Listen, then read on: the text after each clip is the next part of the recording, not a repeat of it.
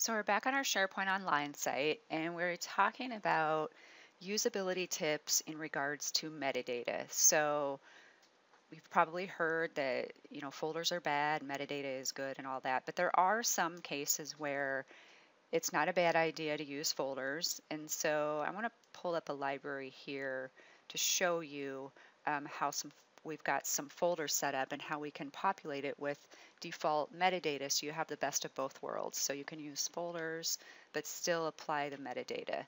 So here I've got some folders, and if I drill down into them, some of them have documents in them. And so what I want to do is I want to go into the library settings and show you how we can map it so that anytime I upload a file into a folder, it will automatically tag it with metadata. We're going to click on column default value settings. Now here you'll see I've already got this all set up, but I'll show you how it's set up. So I have my documents library, and you can see all my folders here. So you can see for Team 1, let me click on this. Click on the Team 1 folder. So you can see I'm in Team 1 here, and I can set, these are all the columns associated with that. And if I click on Team, you can see I've set a default value here of Team 1. If I click into Team 2, you can see that I've set the default value at Team 2, Team 3, and so on. So what this means is that when I upload a document to the library, and let's just go back and do that. Let's just go back, go back into our library. So I'm going to upload a document directly to the Team 3 folder. So let's click Upload. Choose a contract. You can see it's automatically going to default to that Team 3 folder. If I click OK. Okay, now not only is that inside the Team 3 folder, but you can see this team metadata column here is also set to Team 3. So let's just go back to the root of the documents library. Another thing I want to show you is, so it's kind of hard to visualize all the data in these folders. The reason we added the metadata is, you'll see here, I'm going to click on this No Folders view. This is a special view that I created that shows all of the documents without folders, and I'll show you how that's set up in just a minute, but you can see that I've grouped it by team. So we can see all of the documents for each team just at a glance instead of having to traverse through folders.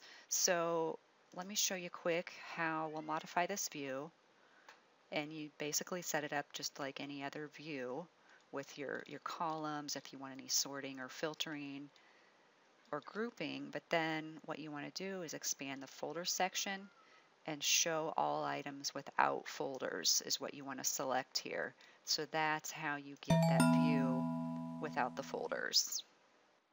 All right, the next thing I wanted to show you is where your search reports are located. It's important to monitor those. You want to go into Site Settings, and you want to scroll down below the Site Collection Administration section down to Popularity and Search Reports.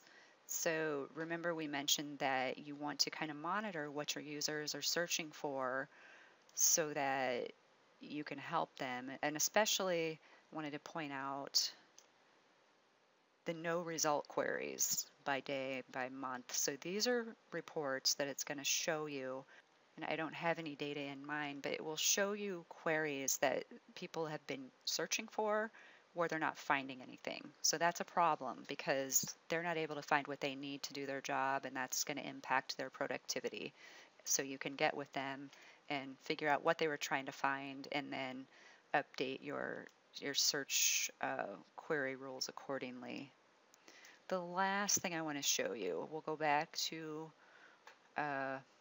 any of our documents library here, really any library.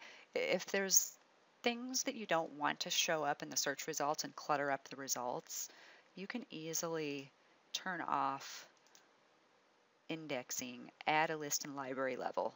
So you do that in your lists settings and your advanced settings page down here in the search section.